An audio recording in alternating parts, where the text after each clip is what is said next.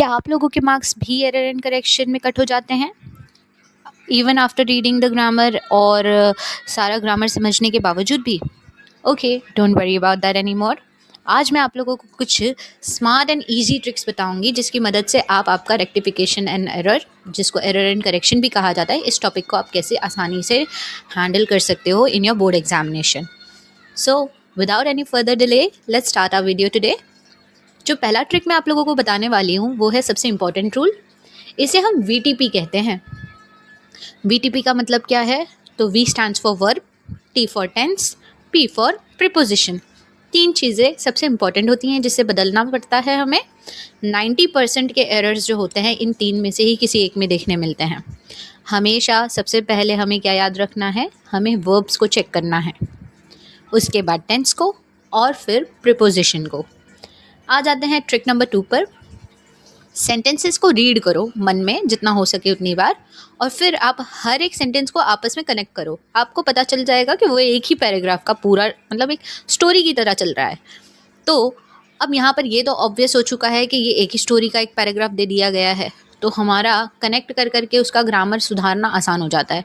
दूसरी चीज़, ये आपके टेक्स्ट बुक के ही किसी चैप्टर का कोई पैराग्राफ होता है, तो आप जितना रीड करोगे ना तो आप उसको उतना ही ज़्यादा समझते जाओगे।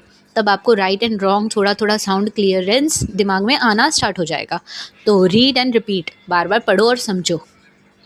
ट्रिक नंबर 3 के बारे में आ जाते हैं, जिसे AEIOU रूल कहा जाता है। AEIOU का मतलब होता है वावल्स। वावल्स को अगर मैं सिंपल टर्म में बताऊं तो आप इतना याद रख लेना कि जहाँ पर भी अ साउंड आ जाए, यानी कि कोई भी चीज़ में अ का साउंड आ रहा है, तो उसके आगे हमें एन लगाना है। अगर आप लोगों ने पहले कभी आर्टिकल्स पढ़े होंगे ए एन द वाला सिस्टम, तो वही हमें यहाँ पर देखना है। वावल के आगे एन लगाना है। नाउन यानी नाम बार बार पैराग्राफ में कहीं रिपीट हो रहा है तो उसके आगे हमें द लगाना है। इन 2 चीज़ों को हम करेक्ट कर सकते हैं। नेक्स्ट चीज़ आ जाती है ट्रिक नंबर 4। इसे चेंज इट्स फॉर्म भी कहा जाता है, यानी फॉर्म चेंजेस। फॉर्म चेंजेस का मतलब क्या होता है कि अगर नाउन की जगह पर आपको लगे कि यहाँ कुछ और आ सकता है, तो विदाउट एनी डाउट आपको वहाँ पर एडजेक्टिव को यूज़ करना है।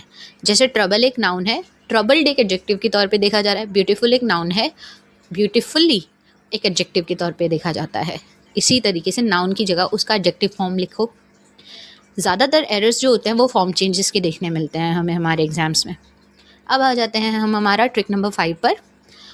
कुछ कॉमन पेयर्स हैं जिन्हें हमें याद रखने की ज़रूरत है। कुछ प्रीपोजिशंस हैं, वो किस तरह से इस्तेमाल होते हैं और वो हमेशा एक जोड़ी में चलते हैं। जैसे good at, afraid of, interested in, depend on. At, of, in, on, ये कॉमन प्रीपोजिशंस हैं जो किस तरह इस्तेमाल हो रहे हैं उसके बारे में हमें समझना है। जैसे गुड इन मैथ्स, आप मैथ्स के अंदर अच्छे नहीं हो सकते हो। गुड एट मैथ यानी आप मैथ्स में अच्छे हो। तो इन और एट से बहुत बड़ा फ़र्क आ गया इन समझदारी में, हमारे अंडरस्टैंडिंग के बेसिस पर। उसी तरीके से ऑफ, इन और ऑन भी हैं जिन्हें हमें करेक्टली यूज़ करना होगा। अब आ जाते हैं trick number 6। Don't allow tense jumping. Okay, tense jumping किसे कहा जाता है? इसका मतलब है जब सेंटेंस को पास्ट, प्रेजेंट या फ्यूचर में लिखा जाता हो और बीच में अगर अगला ही टेंस बदल दिया जाए, यानी कि टाइम नहीं चेंज हो रहा है पर हमने सीधा टेंस अपनी मर्जी से कुछ भी लिख दिया है, जस्ट बिकॉज जल्दबाजी में हम लिख रहे थे, तो उसे मतलब टेंस जंपिंग कहा जाता है। जैसे एग्जाम्पल के तौर पे, he was playing cricket and scores a century. यहाँ पर हम देख सकते हैं कि पहला पार्ट है वहाँ पर वॉज प्लेइंग यानी पास्ट टेंस है, और सेकेंड पार्ट है वहाँ पर स्कोर्स लिखा हुआ है जैसे सिंपल प्रेजेंट का फॉर्म है। तो यहाँ पर एक ही टाइम पीरियड के अंदर हम दो तरह के टेंसेस को यूज़ कर रहे हैं, तो वो कभी भी गलत ही माना जाएगा, वो सही नहीं है। तो अगर मुझे इसको सेंटेंस को सही करना होगा तो मैं क्या लिखूँगी?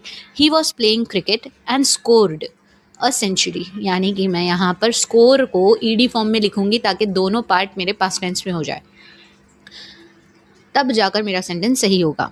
अब आ जाते हैं हमारे अगले ट्रिक के पास।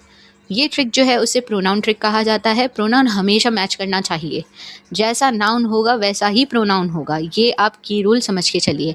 अगर नाउन मेरा सिंगुलर है तो मेरा प्रोनाउन भी सिंगुलर होगा। नाउन मेरा अगर प्लूरल है तो मेरा प्रोनाउन भी प्लूरल ही होगा। एग्जाम्पल के तौर पे, एवरीवन फॉरगॉट देयर बुक। यहाँ पर अगर आप देख रहे हो तो एवरीवन सिंगुलर है और बुक भी सिंगुलर है, लेकिन जो देयर वर्ड है THEIR, ये देयर जो है ना वो प्लूरल के लिए इस्तेमाल होता है। तो यहाँ पर ये प्रोनाउन मेरा गलत है। इसको सुधारने के लिए मुझे एक सिंगुलर प्रोनाउन रखना पड़ेगा जिसमें हिज या फिर हर का इस्तेमाल किया जाएगा। तो जैसा नाउन होगा वैसा ही हमारा प्रोनाउन होगा। आ जाते हैं अगले ट्रिक की ओर, जिसे हम पैरेलल ट्रिक भी कहते हैं, पैरेलल वर्ब ट्रिक, जिसको PVT भी कह सकते हो। हमेशा याद रखो वर्ब एक सीरीज में ही होने चाहिए। अगर वो ING फॉर्म में है तो सारे ING, अगर वो ED में है तो सारे ED, वैसे ही चलाइए। जैसे यहाँ पर एक टर्म है डांसिंग, सिंगिंग एंड रीड, ये गलत है। क्यों? आगे ING चल रहा है, लास्ट वाले में नहीं है। तो अब इसको सुधारूँ कैसे? तो मैं डांसिंग, सिंगिंग एंड रीडिंग कर दूंगी, आखिरी वाले में भी ING डाल दूंगी।